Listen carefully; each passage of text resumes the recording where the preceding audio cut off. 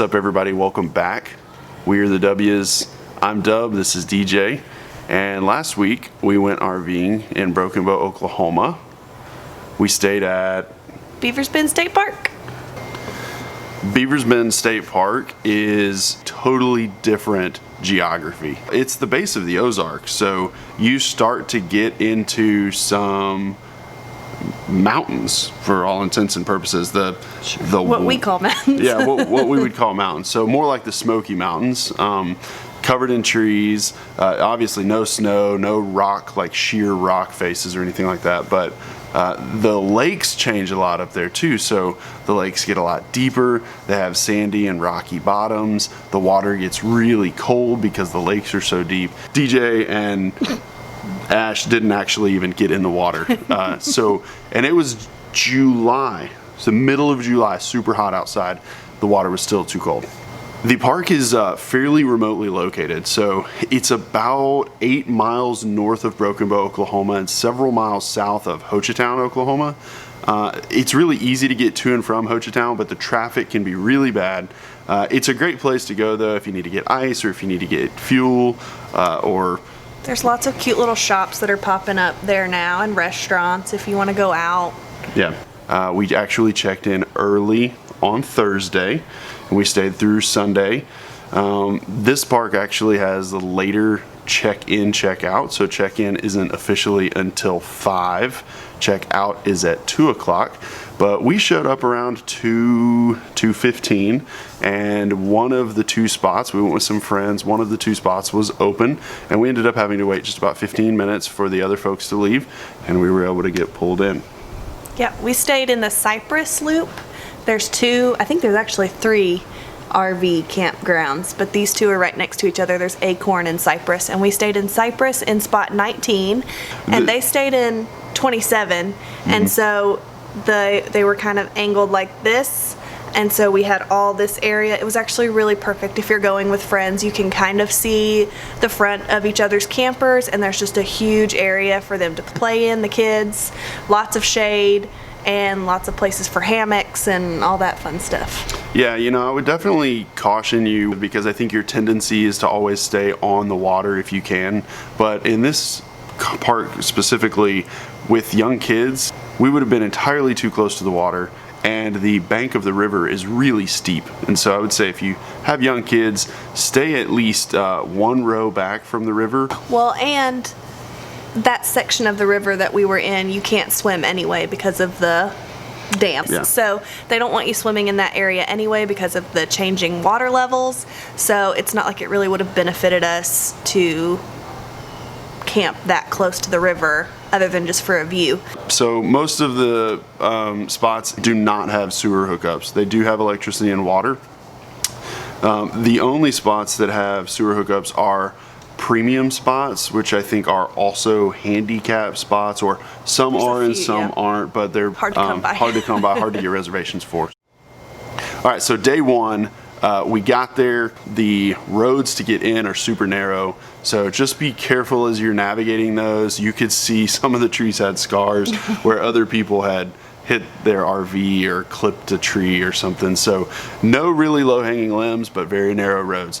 The other thing is when we got to our spot, it's difficult to back in because there are so many trees, which actually provided a lot of shade. Yeah. Yeah, most of the spots are full shade. Yep.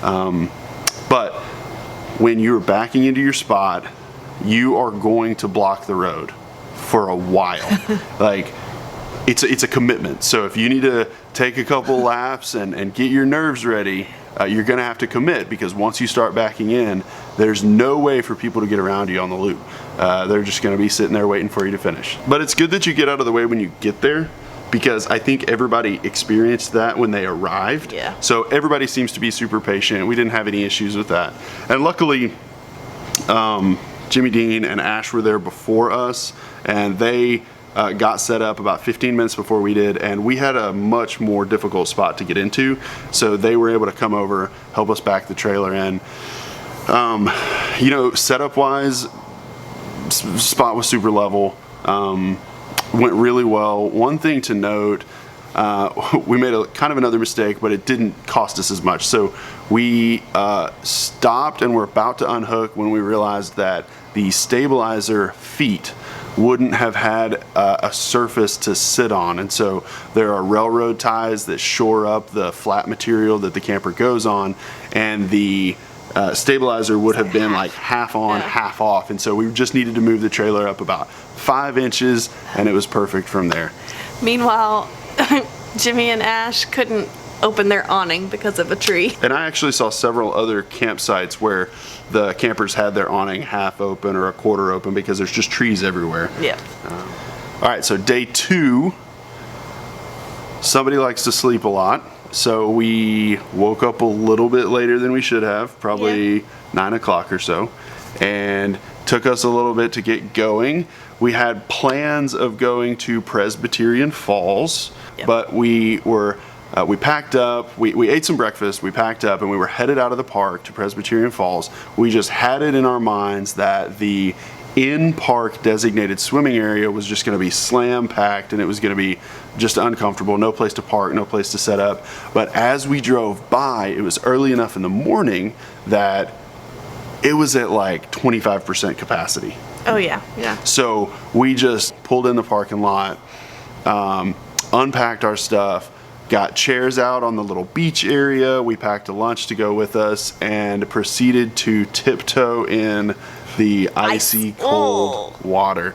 So the swimming hole was really great. It is a perfect grade if you have young kids. There's probably 10 or 15 feet of shallow water that they can play in, and if you're an adult, you can swim out into the deeper water. It was well over my head.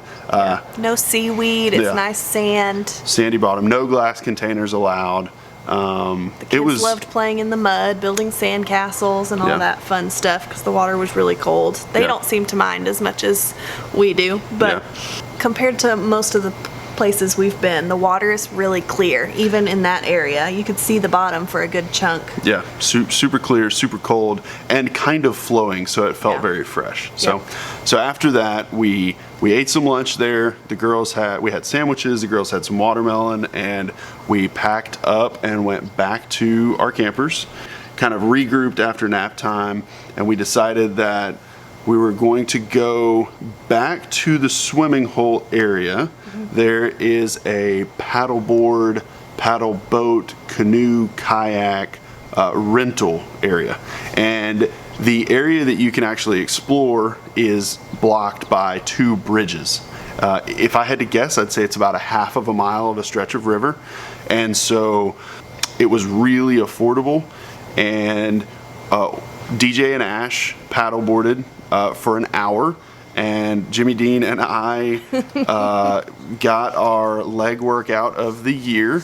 I will say that the paddle boats were a little bit sketchy, could probably use some maintenance. It also doesn't help that I was the only one in there, so it was like one side of the paddle boat was out of the water basically, and you and a 30-pound kid on the other side doesn't really equal out.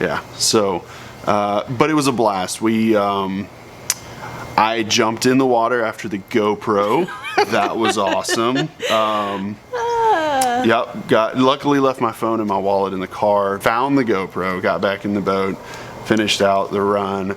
We made it back, turned everything in. Right at an hour. Right at an hour. We turned everything in, and then we headed back to the campsite where we caught lightning bugs that night. That's right. They are everywhere up there in that park. I have never seen so many. They were, it was just nuts to see that many. And so as soon as they started coming out, we got some Gatorade bottles because that's all we could think to have to catch them. And the girls each caught. Well, at first it started where, number one, I was very skeptical. I mean, at one point I even said like, let me see you guys catch one of these. But super easy to catch. If you want to try it, I would encourage you to. They fly really slow. Fly really slow. The other thing is it was actually so easy that the older kids were able to start catching them on their own and put them in the jar. And I think Kiki, our oldest, actually ended up with, 10 or 12. Probably, 10 or 12 fireflies in there. And totally, I hope it was an epic memory for the girls. It's definitely, they wanted to do it again the second night because it was a lot of fun. Definitely something that I would encourage you to do if you ever have the opportunity. It was a good memory for the family. Yep. So, day 3. We got up a lot earlier this day. By a lot earlier, I mean we probably got rolling around 7:30. Jimmy Dean cooked us breakfast on the Blackstone Grill. It was fantastic. Breakfast burritos. Yeah, breakfast burritos. So we knew that we had to go to Presbyterian Falls while we were there, 45 minutes from the state park. And let me just tell you, it's really kind of scary getting there. You turn off of a paved road, you get onto a gravel road, and then the gravel kind of dissipates to a dirt road that doesn't appear to be maintained, but it is state-owned property. It's owned by the park, actually. It's a part of the park. And as you get to the point where you're thinking to yourself, like, wow, we should totally turn around, we're going to get murdered by an axe murderer out here, you'll actually see a couple signs. And there will be signs for some tubing places, and then you'll see a sign for Presbyterian Falls parking. And there's a little grassy patch where you can see it from Google Earth, but you can park your car there. And it's maybe 100-yard walk down to the falls. Not bad at all, though. I mean, we carried all our stuff. 5-minute walk. Yeah. We carried all of our stuff in one trip. Got down to the falls. Got there early, which was key part to this. Get there early, and by early I mean try to get there around 10.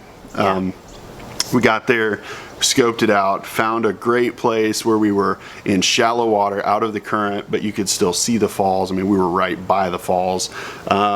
Set up the hammock. The girls were able to get in, and man, we had a really good time there. Yeah, so the funny thing is, there is a place, I guess, further up the river where you can rent canoes and kayaks by the hour. It's a long trip. Well, it's a float. It's by the float trip, not by the hour. Oh, okay. Yeah, so it's a long trip though. Yeah, it's probably 7 or 8 miles, and you pay.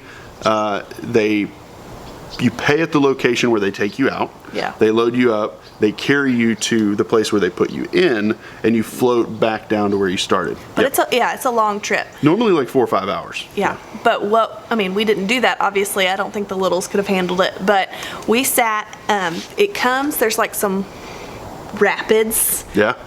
And then they empty out, there's 2 different streams that empty out into one, and then there's this giant waterfall. And it was just a blast to watch people eat it, wipe out. Totally free entertainment. You could tell there were people there sitting in their lawn chairs that were just there to watch people go over the waterfall. Yeah. And the water was a little high. I would say it's probably a 2.5 foot waterfall, maybe 3 foot waterfall. But really the river, there's 2 segments of the river that come together. They're rapids. And so you have people that have just completed a really tough rapid, and the rivers converge, and so there's 2 groups of people converging after they've just had the crap beat out of them, and then they have to go over the waterfall, and so they're disheveled and their stuff's everywhere, and then they go over the waterfall and people are looking for hats and they're losing their glasses and they're tumbling over, their boat's getting stuck. You see people coming out of the rapids into the waterfall with no paddle. And so they can't control themselves, just over the waterfall they go. We saw boats without people. We were like, where is this, who does this boat belong to? People without boats. Yeah. Anyways, it was a blast. The kids had fun. We were able to actually, the girls went upstream with the tubes, and we put the kids in the tubes. And Jimmy Dean and I walked about 25 yards downstream, and the girls were able to let the little kids go float in the tube down to us, and then they could walk up and float back and walk up and float back. So it was great. I think they had a great time. Yeah, their little mini river float, just using the current at the base of the waterfall to kind of drag them. It was cute. Yeah. Water is equally cold there, though. Yes. So just because you're downriver a little bit, don't expect the water to be any warmer. It's frigid. Yes. So they love to play with the rocks. Yeah, the rocks were great. Yeah. Very slippery. Be careful. Yep. And you have to have shoes on to go to Presbyterian Falls. The rocks will just tear your feet up. They're slippery, round rocks, but something with a strap on them, like some Chacos or some water shoes, is a must. Yep. So we finished up at Presbyterian Falls, and we packed up, drove back through Broken Bow to the state park, and I think it was actually at this point that we really had our eye on some cornhole boards. Yes. we were going to buy them on the side of the road because, you know, we're there and we're tourists. Why not? Wasn't what we were looking for. And Jimmy Dean and Ash actually stopped to inquire about the ATVs. ATV rentals. That's right. Yes. But I think it was... They were booked. They were completely. booked. Okay. Yeah, sold they were out. booked. And by the way, so was the marina. The marina, all the boat rentals Yes. were booked the entire time we we tried were to there. rent a boat. Yep. So if you're going to rent a boat, when you go, try to get on a week or 2, 3, 4 weeks before and get a boat If you're going to rent rented. from the marina. If you're going to rent from the marina. Yep. Or an ATV probably. Call Yeah. ahead and take care of that. We got the urge to rent canoes and kayaks when we saw all those people go over Presbyterian Falls, because why wouldn't that make you want to go ride in a canoe? But we didn't want to do a 5-hour trip with Yeah. our 2 toddlers. Yeah. So if you're looking for something a little bit shorter that can be done in about 45 minutes, with the kids it took us about an hour, in the park, between 2 bridges in the park, there's an area that you can rent canoes, you can rent kayaks. It's a 4-mile trip. And it's one of those things you pay where you will end up taking out at the end of the day, and they take you upriver. The trip upriver is like 5 minutes. Yeah. I mean, it's Right just around the corner, and they put you in. It's great. You know, they put the boats in the water for you. You get in the boat, and then they push you in the water, and they say, "Ha, see you later." And so we did that. It took us. We each got a kayak and took 1 kid with us in each kayak. Yep. So we got 2-person kayaks, and we had a kid in the front and an adult in the back. And even with 1 person rowing, we were able to complete it in about 45 minutes to an hour. So it's good. Yeah. Day 4, Sunday. And we had one more thing to do before we left, and that was hike to the top of Cedars Bluff. There are a lot of trails there. Yeah, you can go to like the nature center or the visitor center and get a trail guide. There's lots of different links and difficulties, and they do a good job of laying that out on their little guide. Yeah, it's a 1/4 mile up. Is it really? Yeah. Oh. So the hike up, it's actually a loop. So you could go up and back, and it would be a 1/2 mile walk. Yeah. But they really want you to do the entire trail. So it's a 1/4 mile up, and it's pretty steep. I mean, Yeah. it's kind of uncomfortable. You got to stop, take a couple breaks, especially if you've got little kids. But 15-minute walk maybe to the Our top. 3-year-olds did it fine. Yeah. So get up to the top. You have a gorgeous view. If you go up at sunset time, it is pointed towards the west. Yeah. So the majority of the year, if you hike up 20 minutes before sunset, you can get a great sunset up there. There are multiple places for people to stand and sit and take pictures. And I don't know that I've ever gone up there and found another person up there. Every time we've hiked, it's been just us. Yeah, and this is the first time I think we've done it in the morning. I think Yeah. we've always done it at sunset Yeah. in the past. So you hike up, you do what you want to do, and then you come back down, and the trip down is probably 3/4 of a mile. Okay. But it's much less aggressive. Except for that one spot. There's like some switchbacks Yeah, there that are some narrow. switchbacks. Yeah. But no, still, our kids did it fine. It was just, Yeah. And if you're headed down that side of the trail, it's going to cross your mind like, I got to be on the wrong trail. I'm headed somewhere else. But as long as you follow the trailhead markers, and there are great trailhead markers for Cedar Bluff Trail and the other trails, Skyline I think is the other one that's up there. Just follow the trailhead markers and you'll be great. So we got back to the cars, we went back, we hooked up to the trailers, made it to the dump station. The dump station was good in terms of like logistics, getting in and out, and 2 people can simultaneously dump, but the PVC pipe that comes up out of the ground, it's not vented very well, so if you're not careful, you will get the juice. your dump juice on you. It's just kind of like air bubbles. It's just like spraying out. And so take a step back, make sure you're wearing your gloves. And when you dump, just be mindful that there are some holes in the PVC pipe. But Yeah. there's a water spigot there. There are a couple hoses there. We ended up having to use our own hose because the one there is not very long, but we were able to flush out our black water tank and get everything dumped out and drained. And we head back. We made it back home without any issues. And you know, overall, I guess my kind of summary would be, I loved it. I think it was our best trip yet. There's so much to do there. We met some of the nicest park rangers there. Wanted to mention, they're very engaged in the community. Saturday night while we were there was a movie being shown on a projector, an outdoor projector. It's too hot and our kids are a little bit too young for that because it was pretty late, but there's an outdoor projector.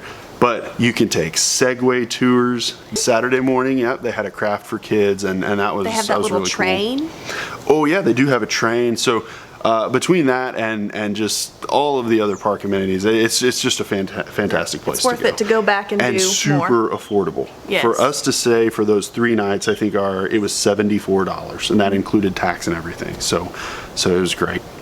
We hope you like this video. It really helps us if you would subscribe to our channel, like this video, share it. Our goal right now is to get 100 subscribers. As of today, we're at 42.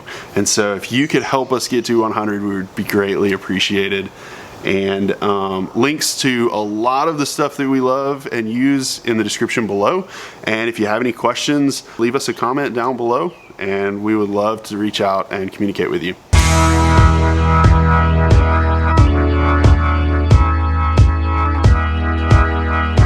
What's happening to the bottom of your foot? Gross chalk. You've been walking around Walmart. No, it's chalk. I just took a shower. Okay, sorry. Go. This is itchy. I've been scratching this whole time. You got fleas, man. What happened? Why are you so hot? Why are you?